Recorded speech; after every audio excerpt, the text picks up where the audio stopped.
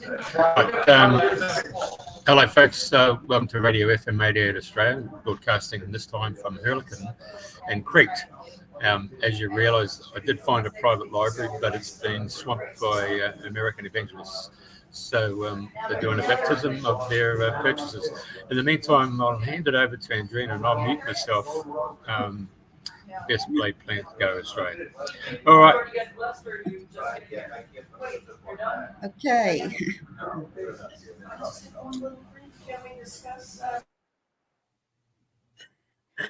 Oh, right. Here we go again. Okay. Good morning, good evening, good day, wherever you are in the world. It's the 26th of September 2024. Today I am coming from a place called Ginger Hill in Haverfordwest in Wales, which has been, I've only been here a couple of days and I've been on a whistle stop tour and it's been amazing. So leaving later today. Jeff is on a cruise in Crete. They've just all got on the cruise. So fingers crossed for a good signal whilst the show goes on. There's a lot of background noise, so hence he's muted himself. So swiftly moving on, it is my great pleasure and privilege to have Andras, Maros and Mayana Kingery. I hope I said that right. So welcome. Thank you. Thank you. Hello. Oh, so glad to be here, Andrena. Yeah, Thank you.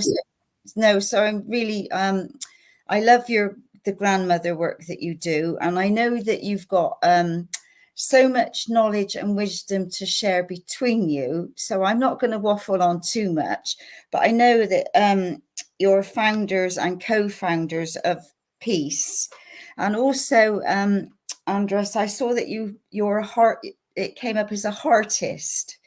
And I thought, well, that's not a word I know. So would you like to share a little bit about that? And this is all about you guys. So you can share or start wherever you like, because there's so many aspects to cover here. So can I hand it over to you? And who would like to start to share? Oh, you start. Yeah. Well, good morning, world. Yeah, indeed. Yes. Yes, you mentioned Heartists. Yes, it's a new word. It's a word that came to me new.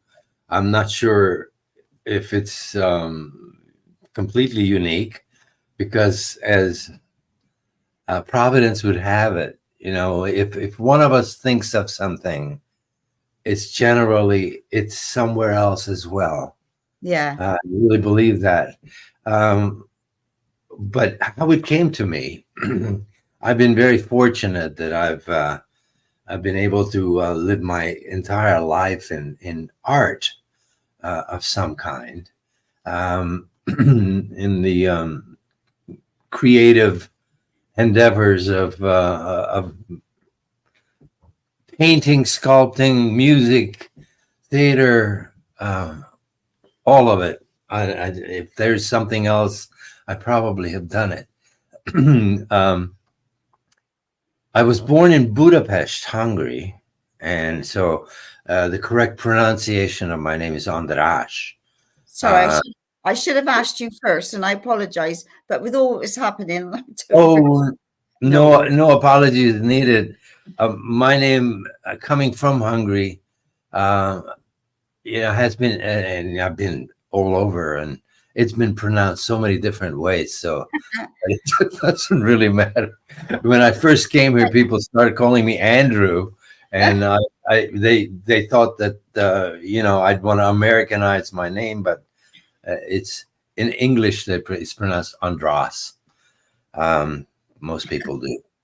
But anyway, so I at some point I recognized that that the creative process really begins in the heart, and if it's expressed in such a way that what it's supposed to do for the world, or for anybody that hears it, is to make their life a little better. And that's the direction that my artwork has, whatever I did, whether I played music, it's always coming from my heart. And if it comes from my heart, then I think it connects with the audience. Of course, if it's a visual art, then it still connects that way. If it comes from the heart, and so I just immediately, that when I really deeply realized that, then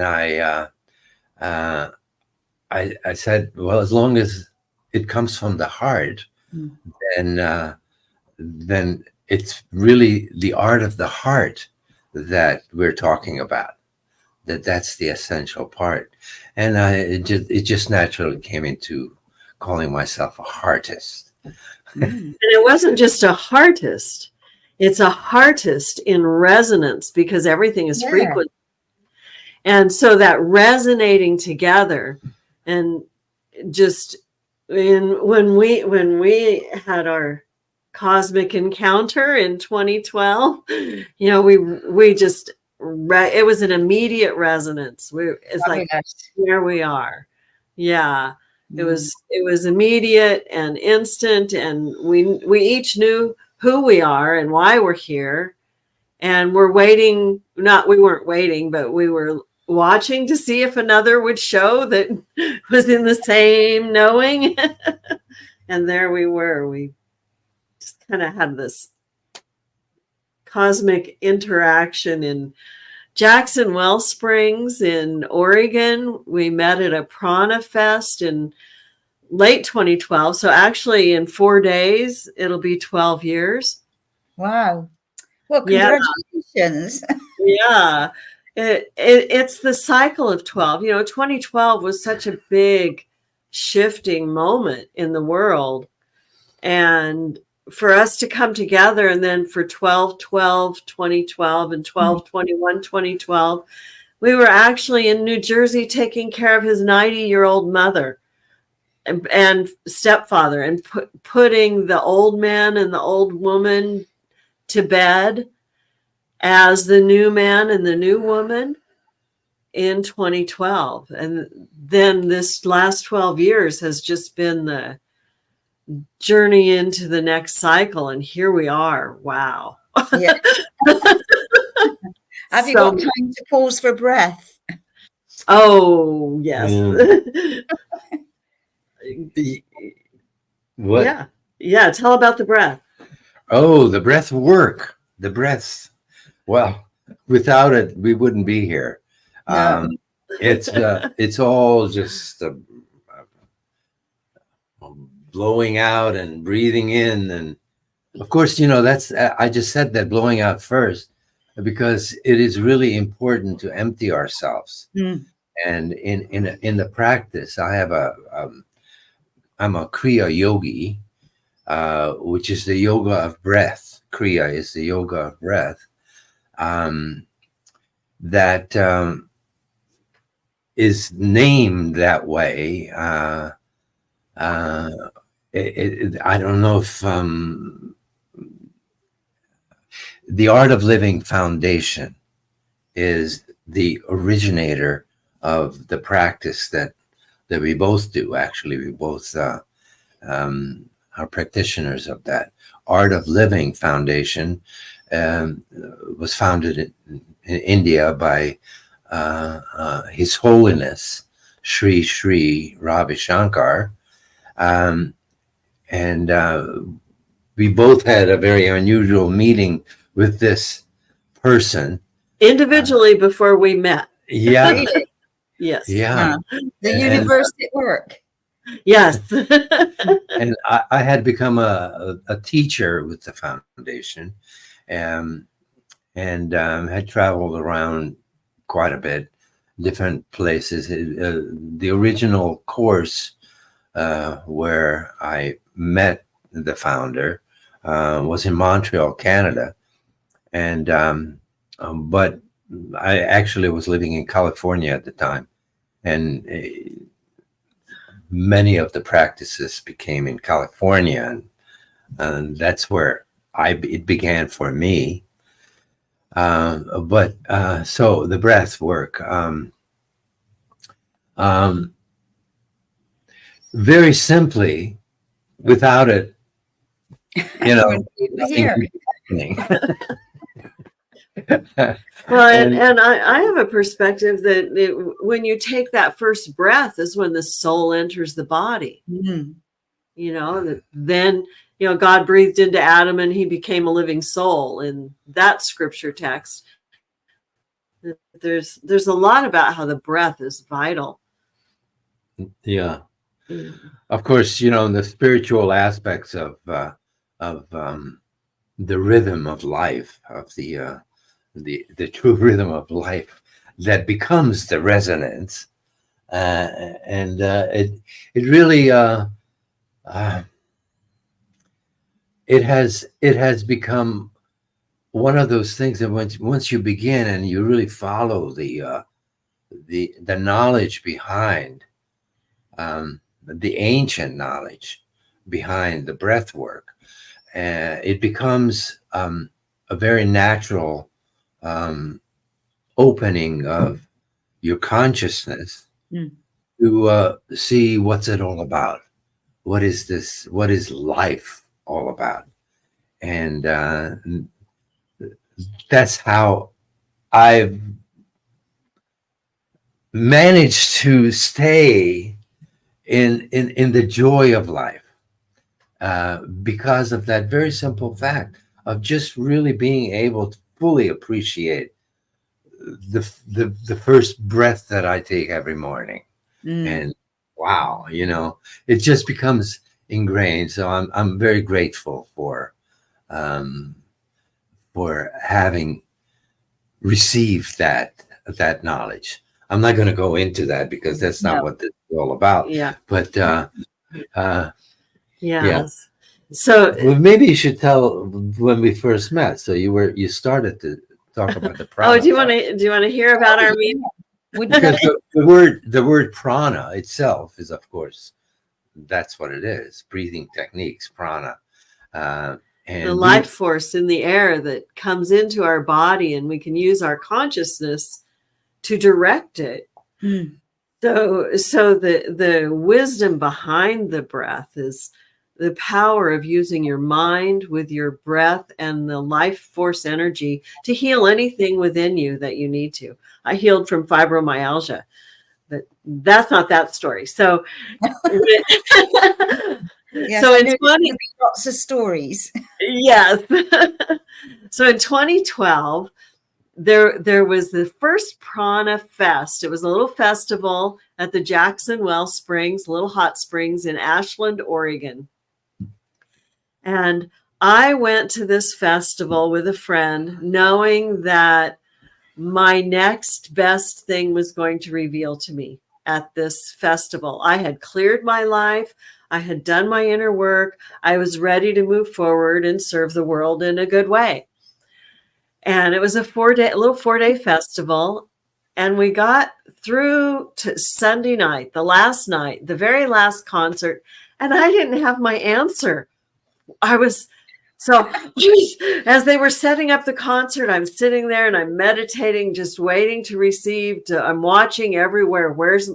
Where do I respond to? And as I'm meditating, I noticed somebody's walking up. My friends have all left. We had the dance floor set up and they were all gone because they had long drives to leave to get home.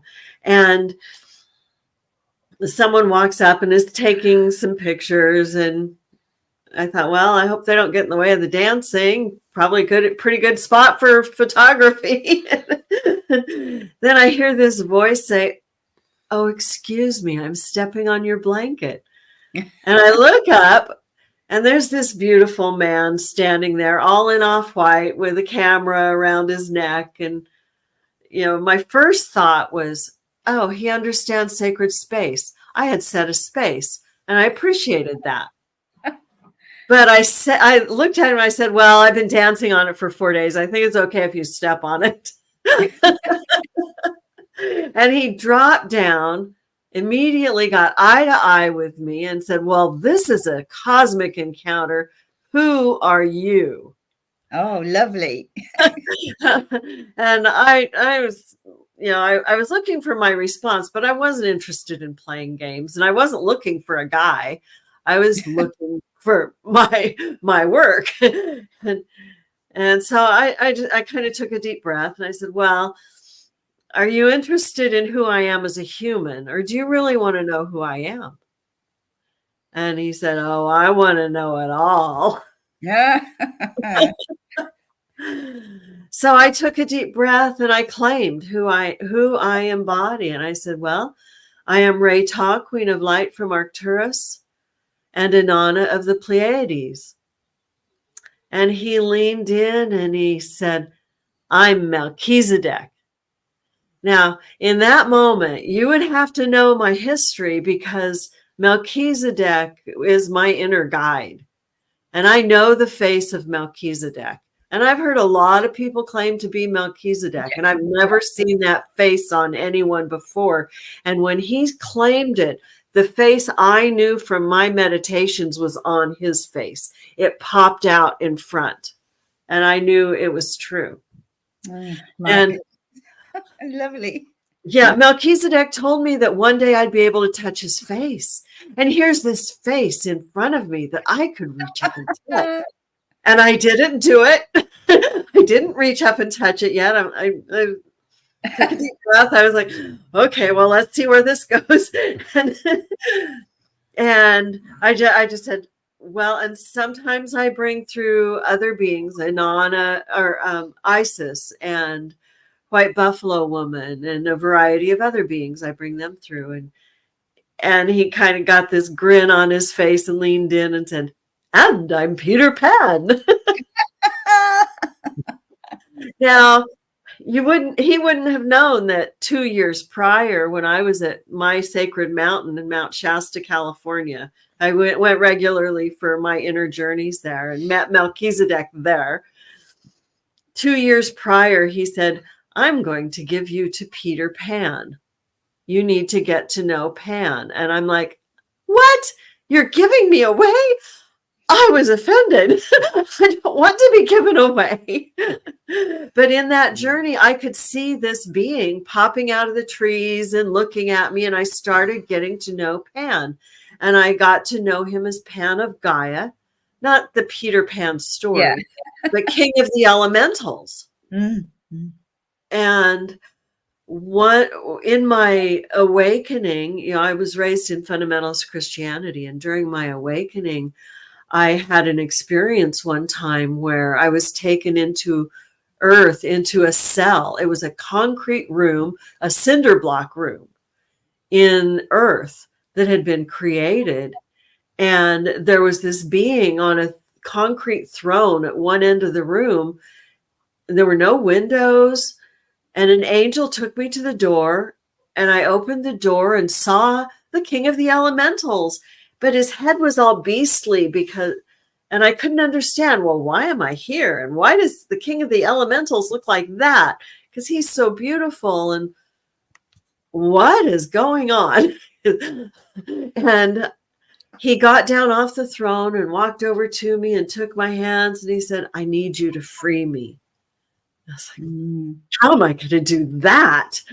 And he just said, you just go live your life, and when the moment comes, you'll know it. And here's this man in front of me claiming that being that I know. And I was done for. I'm like, okay, this is my next.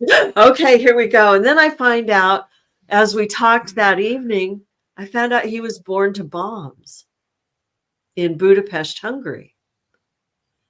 And that made perfect sense. So there's a story. I have to back up a little bit, because as I left Mount Shasta that time, the woman I was traveling with said, oh, I just got this channeling. You have to hear it. She knew my story. Oh, Karen Bright in Melbourne. Hi, Grandma Karen. this story, she put this channeling on of Pan of Gaia. And he tells the story of how when humans kill humans, the elemental being dies out of the fourth dimension and is sucked into a human body.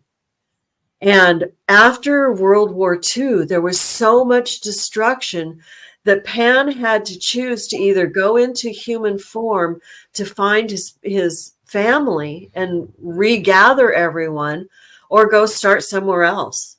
And all of creation was like, oh, what's going to happen here? Because the first time a human killed another human, it was a shock. No one knew that that would happen. And so here by the end of World War II, all these humans killing each other, there's nothing left but black sticky goo in the fourth dimension in the astrals. So here's this man, and I realized that he embodied to the bombs, and that's why his head looked beastly. It was the pain of being in the cell. He was in a cell, and it just, the story made sense. That whole experience made sense to me then, and we just were like, okay, here we are. We both know why we're here and what we're here to do. Let's go find our gnomes and elves and fairies and create a safe space so we can live in the world again and stop all this killing. So that's why peace production, you know. What a story. Yeah, Mayana just kind of mentioned that I was born to bombs, but that's literally true. My mother was, I was born on April 30th, 1944, which is exactly a year. And it was the day of the first bombing of Budapest. And it was I guess it was a year and a day before the end of World War II.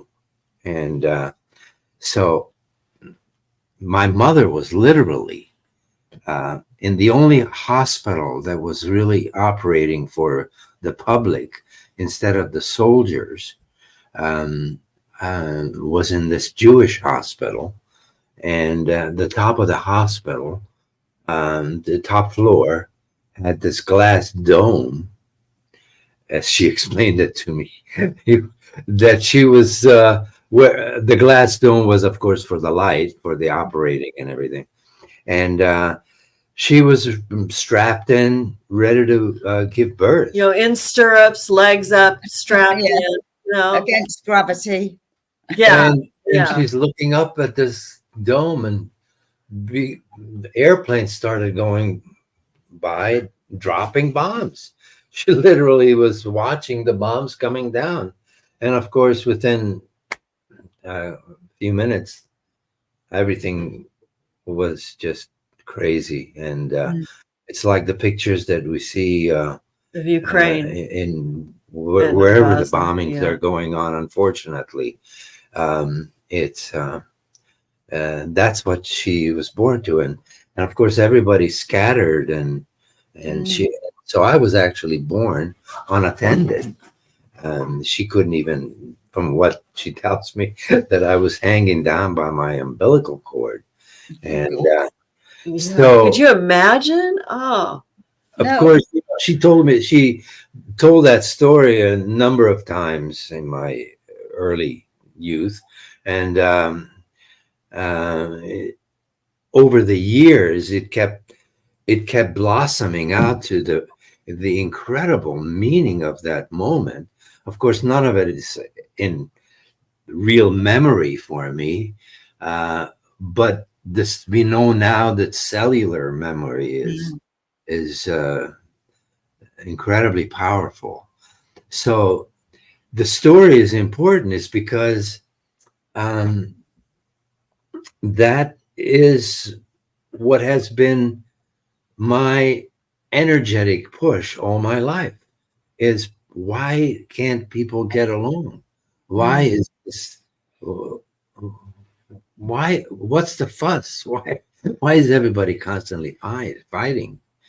And of course, as we know now, today, even today, it's still going on, and but we're putting out the energies, and I believe that we're at a point where it is either going to happen, or we all be in the permanent peace, because this is going to end it all. So you know, I mentioned my birthday, so I just had my 80th birthday in this April past, and my 8 decades walking around on this planet has just really filled me with just incredibly deep gratitude for what an opportunity that each of us have to be able to experience what life is all about. What's it all about, Alfie? Yeah, indeed. Yeah, you know, all these things in music and in theater, and it just why really it's not about why can't we get along. So the question becomes, how can we? How can we all get along? Yes. Yeah. Well, and when we realized who we are and what we're doing, Peace Production was born. That was his name for the. We both knew we wanted nonprofit, that we wanted our work to be nonprofit. And Peace Production is because, as he says, there's only one peace to produce, and that's in the heart of humanity. So that is our mission. And we've had 2 calls to go through the heart of Mother Earth.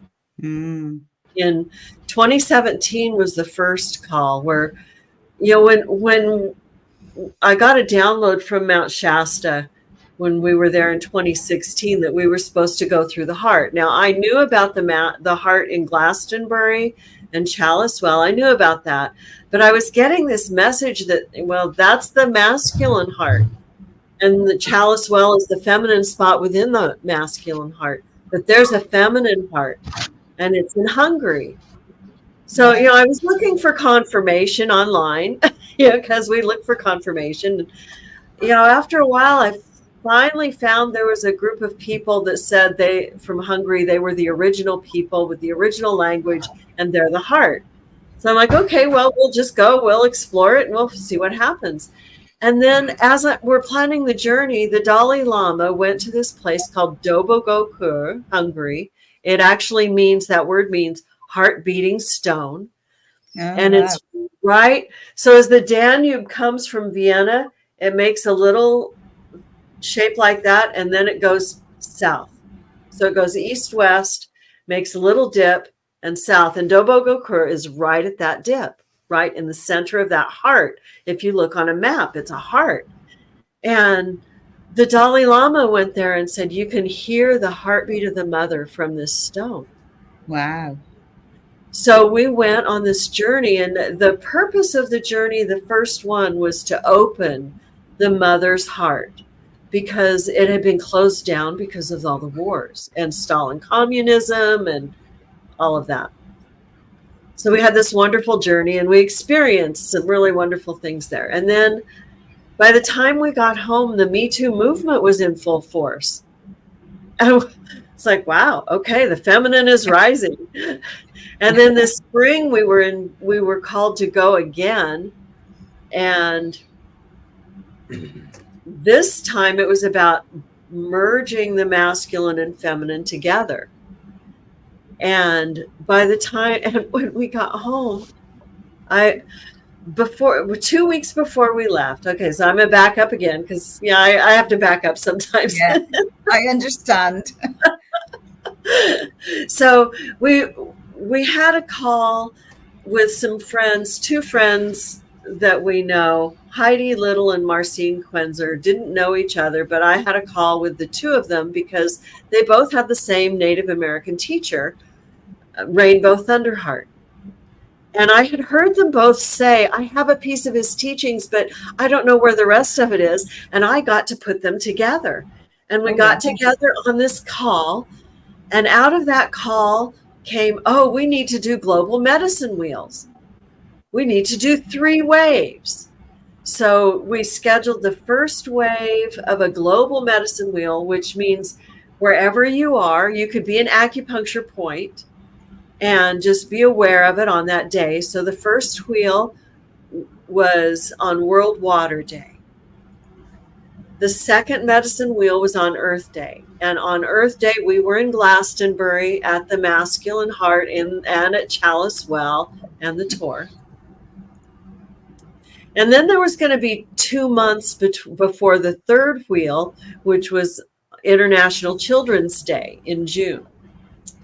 And just before we left for Europe, so maybe 2 weeks before the Earth Day, I got a call from Michelle Margaret Juliet in Australia. And I didn't know this woman. It was a Facebook Messenger, and I don't usually take messenger calls from people I don't know, but I felt I need to respond to this call at 11:30 at night. Like, really? But I took her call, and she told me about this Facebook group that she had started working with called the Global Grandmothers Council Network. And she said, I was awakened at 3 a.m. and guided to go to my phone and to go onto YouTube. And usually I go on Facebook, but I was guided to YouTube. And I saw this interview of you with your friend Allie Bierman, and you're talking about the work that you do and how you've worked with governments and you've worked with metaphysical, and you're the one. I needed to find you, and you're the one, and I needed to bring you to the Global Grandmothers. So I said, oh, well, that's great. And I saw the group and I joined the group. And then we went on our Heartists journey, and she and I stayed in contact through the journey. And when we returned, she introduced me to the founder, one of the 2 founders of the group, Suzanne Lewis. Now, nobody really knew that Suzanne Lewis is in Boise, Idaho. And before I met Andras, I lived in Boise, Idaho, and I called Circle there. And I had a big community there that, due to a life change experience, I had to leave. But I didn't know Suzanne. She knows all the same people I know, but I didn't know her. And Michelle put us together, and we had the opportunity to adopt the Global Grandmothers Council Network. Now, okay, so in February, when Michelle started with the group, there were like 1,900 members. By the time she called me, there were 20,000. Wow. When we returned from Europe, there were 55,000 members. And with Peace Production, we adopted the group. We made it a program of our organization and offered it 501c3 status.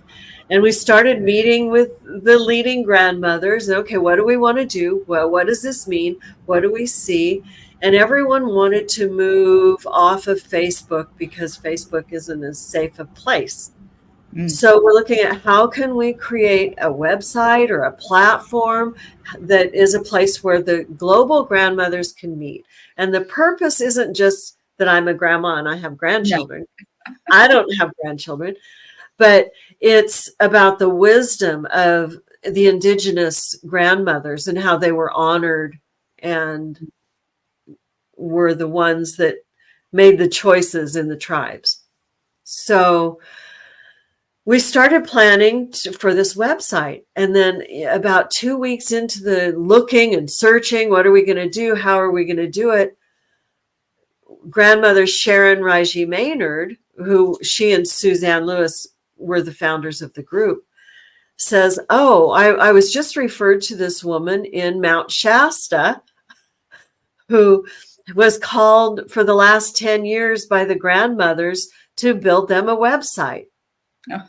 The grandmothers on the other side of the veil have been working with her for 10 years. So she's been doing this work. She's in Mount Shasta and I'm not there anymore. So, that's just another matrix key thing. And we contact her, and she has this brand new platform ready to launch.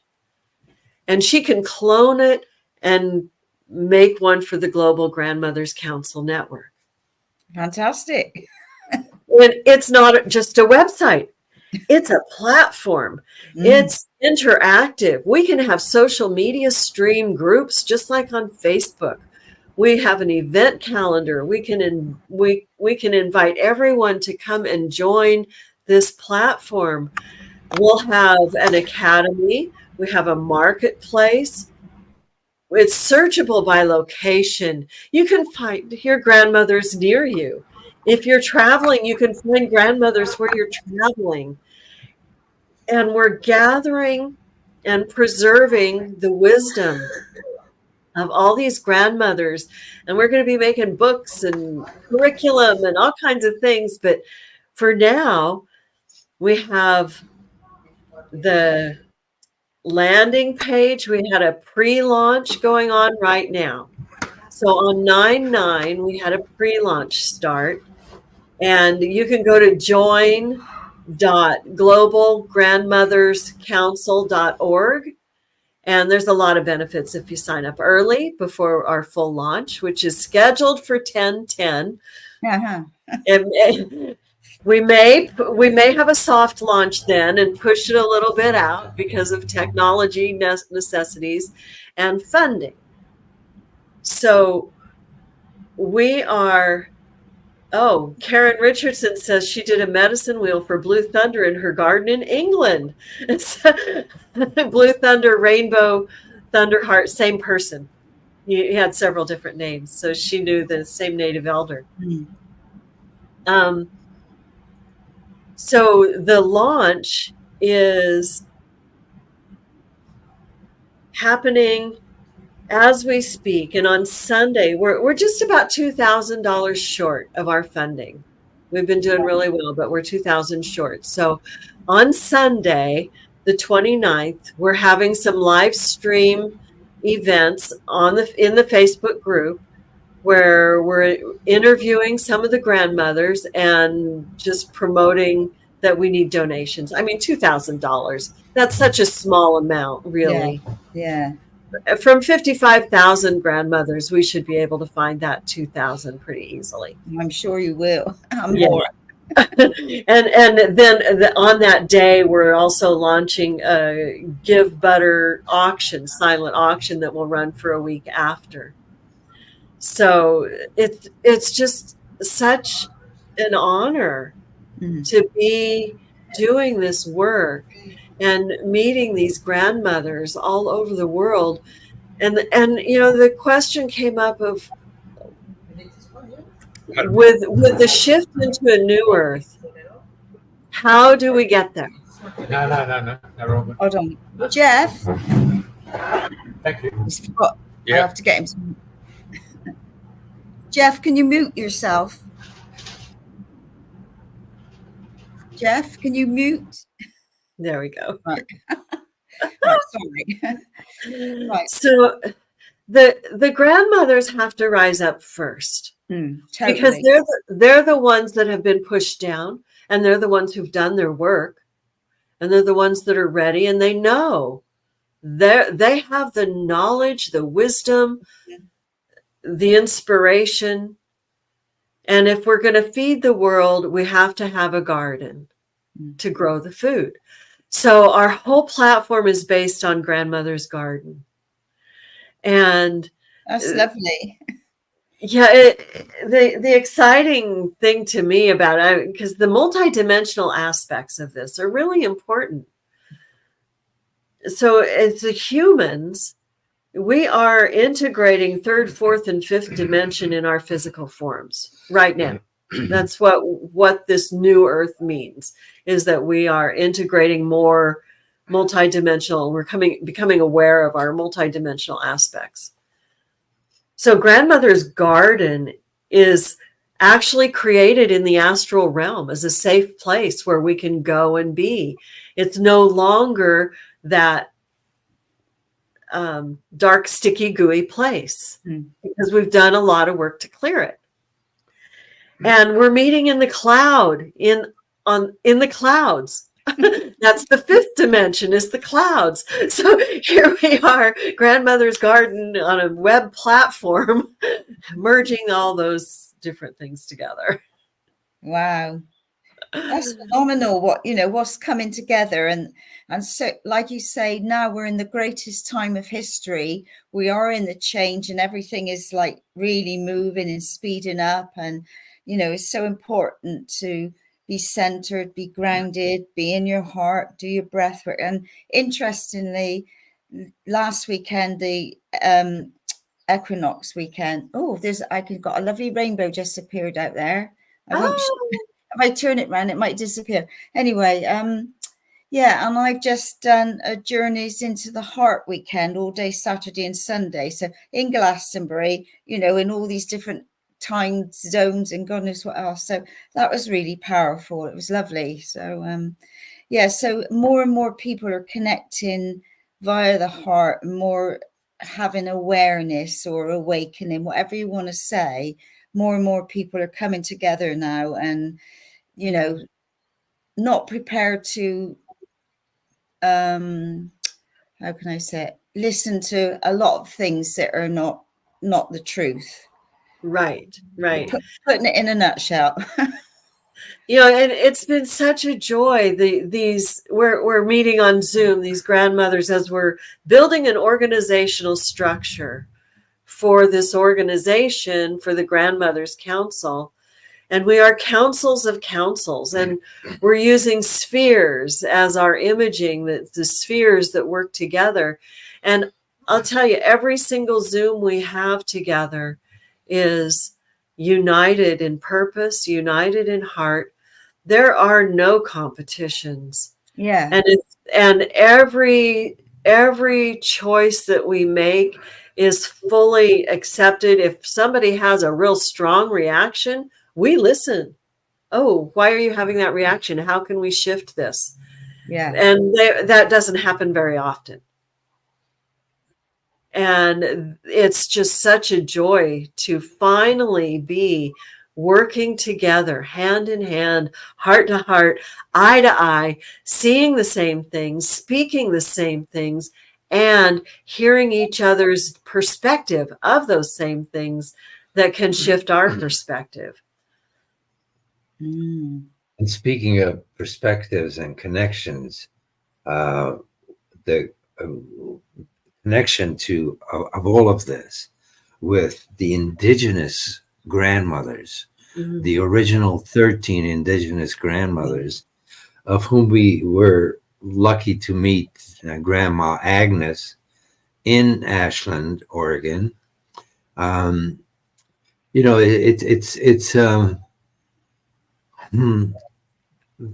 This is the time when the past 2,000 years of patriarchal rule, more than that, 10,000. Well, yeah.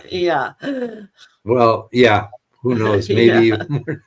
But anyway, so but certainly coming out of that energetic,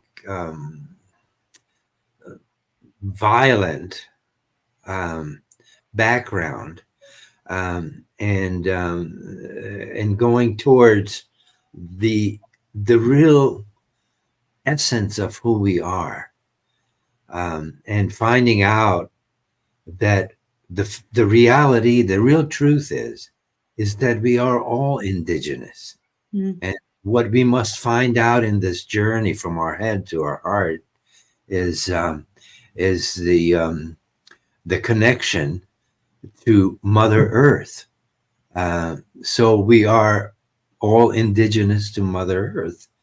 I call that our indigenosity, waking up indigenosity. That it's just another separation that doesn't have to really be upfront, because that's what separates people. When these, you're that, and of course, it's if it's looked at like, wow, look at the variety. Look at this beautiful, divergent place that we're living in. Mm. And the people and all the colors, literally all the colors of people, in not only in their skin colors, but in what they wear, and all the traditions and all this beautiful. It's all theater. It's all fun and it's all play, and we just need to write a new script for this movie that that we're projecting, and anyway, so that's how this whole thing began. And the piece production, the word production, I was in Los Angeles for 16 years in the film business, and I was an actor and producer, and I've directed some stuff, but it just gave a highlight to what people. The only thing people do is produce things. That's what we do. We produce. Unfortunately, even wars are called productions. They call it the theater of this war, the theater.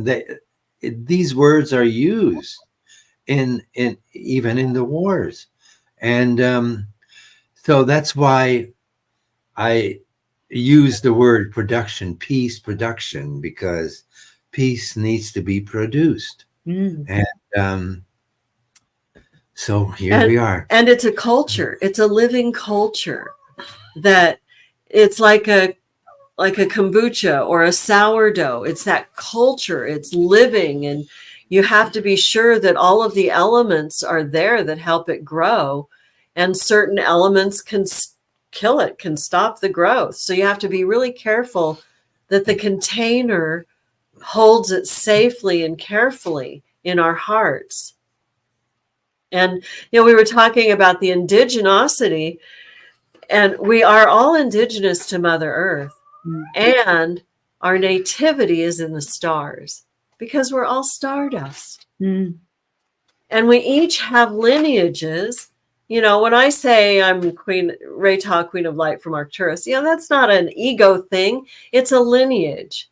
It's an exploration I've done of my own self to know where I came from and where I'm going and why I'm here, that enables me now to do this work that feels like my dharma, that this is my privilege to be leading this group of grandmothers. And I could say, well, why me? Well, because I'm the one that was trained and brought here. Why not? Why not me? Indeed. Yeah. I haven't been able to get on any of the Zooms yet of, where you'll get together, because obviously I've been traveling around and I still got a lot of traveling to do, but hopefully at some point I will. But how many members can come on the platform at one time? Well, we don't really know. It's coming really slowly. So Facebook is hindering our ability to even communicate with our members. So we have 55,000 members, but reaching them is a whole nother story. So the pre-launch will help us because this is a new technology. The platform we're using, we're blending two different technologies, and it's never been done before. So we're good with slow growth, and we're being real careful with how we hold it and how we integrate all of our wisdom. So anyone who signs up now will be always featured on our legacy page. And we're really trusting that the grandmothers on both sides of the veil are going to really do this in a natural, healthy, holistic way. And we don't have concerns about those kind of things because it's growing slowly.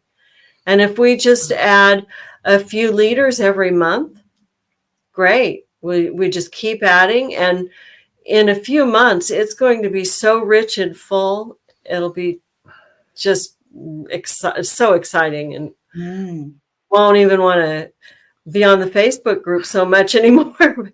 That'll still remain a funnel, and we'll cross-pollinate and bring people from Facebook to the website. But our Facebook group, there's no promotions on the Facebook group, but there will be from the Global Grandmothers Council Network.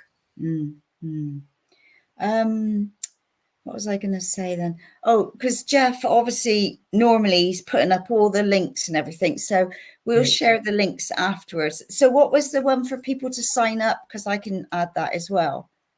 Join, JOIN dot Global Grandmothers Council Network. Sorry. Join.globalgrandmotherscouncil.org. Hang on. Mothers. Yeah, because normally puts that up. So we'll get that put up and share it. And then if I can help in any way, please let me know. But there's also a link for donations with Stripe or PayPal. There's an image with the donation links, little QR codes. Yeah, I think I got that in the bottom of so we'll put that up and share for you. Yeah, so keep going. I know. Okay, so with coming into this group, and as we were listening and we gathered the values from the grandmothers and we spent some weeks just really listening to them, they wanted a private space. It was a public group, and there were men and women, and we were having a lot of challenging interactions with some of the bots and the men that were not from the heart. And we made the collective decision to make the group private. And then we spent about 3 weeks weeding the garden. Yeah. So we went from 55,500 down to 55,000, and that's okay. We got rid of a whole bunch of unhealthy things that were ruining the garden. And with that, Andras started a group for the men. So it's called the Heartists, Heartists, Heartists on Facebook, as a place for the men to start gathering who support the grandmothers. And as we grow, there will be a platform identical to the grandmothers platform for the men. And it may be called grandmothers. It may be, grandfathers. It may be, it doesn't matter. It's elders. We're Heartists. Yeah. And it may be just men and it may not be. It may be anyone. But we'll have the ability to have the private space for grandmothers, which is vital because there are so many who need healing. And in that healing space, there cannot be men because there's just been so much. There's a live Zoom next Monday, the 30th at 9 a.m. Yes, there is. And Karen Bright is going to be on it. Oh, right. She's one of our grandmothers that's featured for our live stream. Sunday, Monday in Australia, Sunday in the US and UK. Fabulous. Gosh, you're certainly branching out. And when you say about the gardens growing slowly, it's like, when a flower starts blooming, you can't make it open up before it's time. It's all in divine order or creation or whatever, eh? Yes. And we can't think that we know what it's going to look like because we don't know what it'll look like. It's got a life force of its own. Our job is to nurture it and provide everything that the garden needs to flourish and to provide the wisdom for the world. And we have a big vision. Our vision is that we're going to gather all of our wisdom and take it to the UN and say, this is what we need to do in the world. Take it to governments, take it to local and national places, and really find ways to let the voices of wisdom be heard, honored, and respected. Yeah.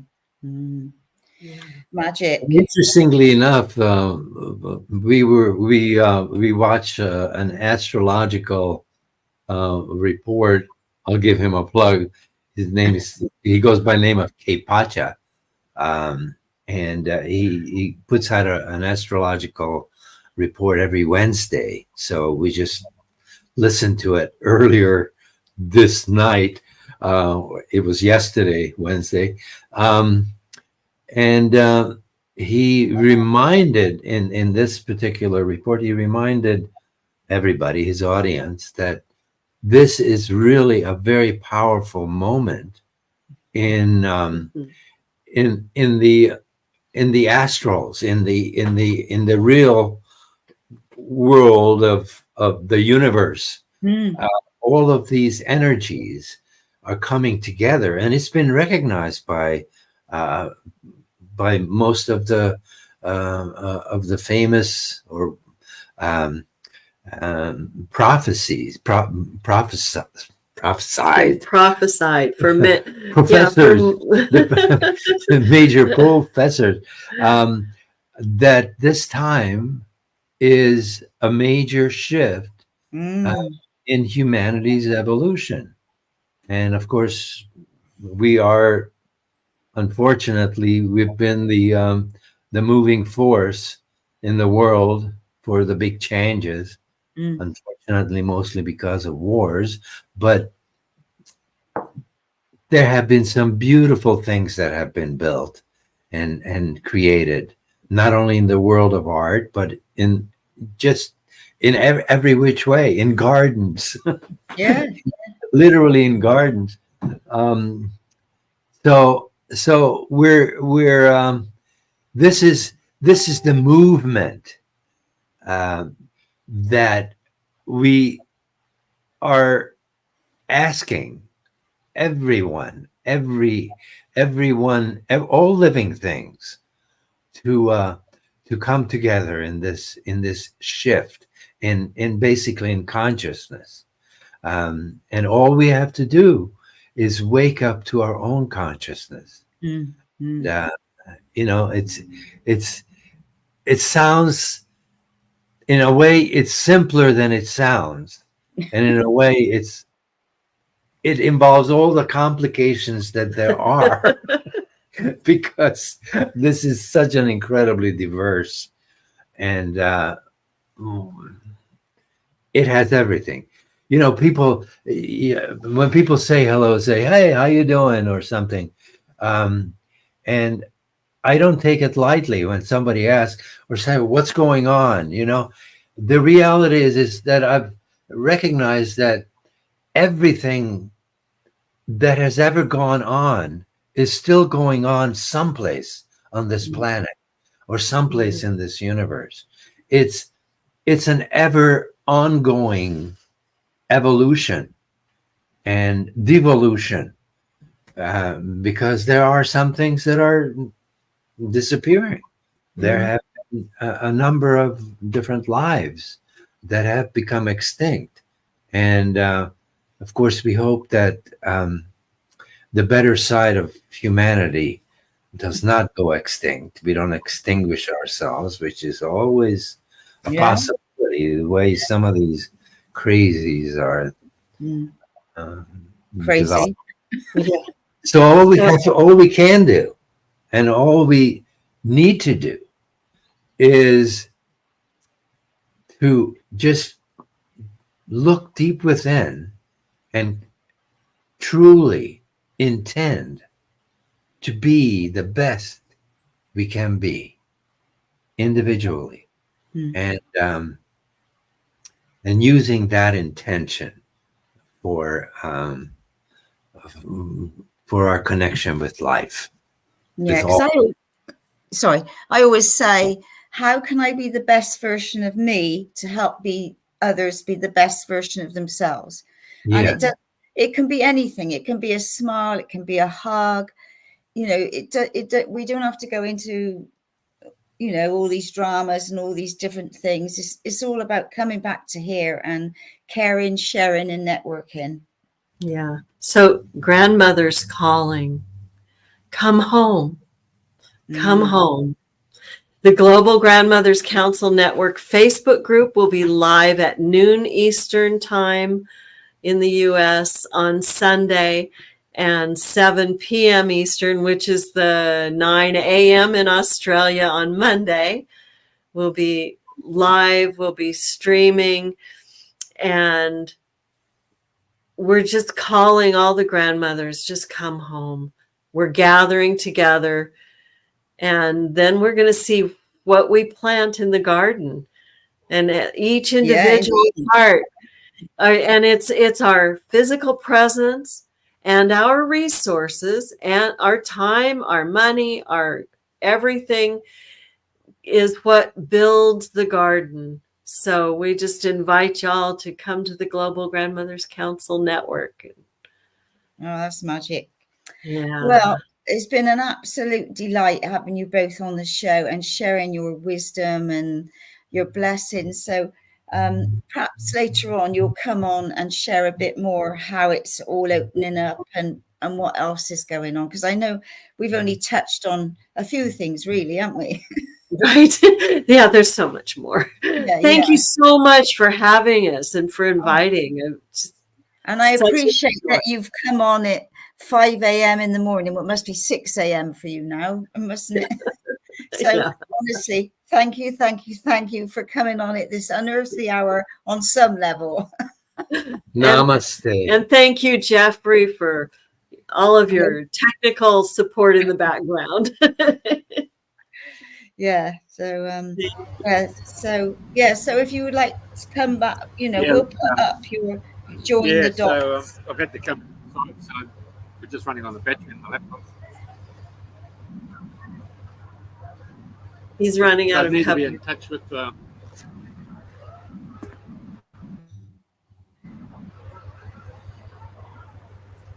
so moving away from the island, so hence the phone coverage signals dropping out. But it's been a pleasure. I've been listening to it all, and Andrena, you've done a superb job running the show. Thank you very much. Thank you. Thank you. Thank you. Yeah. Well, I will send you the recording after the show, and would love to talk to you again. I'm wishing you, well, you don't need the luck. It's already there. The gardens, the seeds are already waiting to grow and flourish. So keep on doing what you're doing. And thank you once again. And for our listeners next week, there's not going to be a show because Jeff, I think, will be traveling back. And I'm going to be in Egypt from Sunday onwards. So so we'll be in touch soon to let you know who's going to be on next. So Karen says, I ran a retreat called Have You Heard the Grandmother's Call last October. It's certainly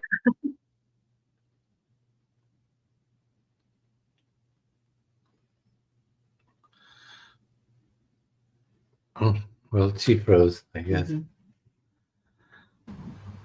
Rightio. It's good afternoon from here. Calamera is a good morning in Greek, but all the blessings to you. All right, Andrena, I think you just frozen there, but thank you, Mayo and Andrea.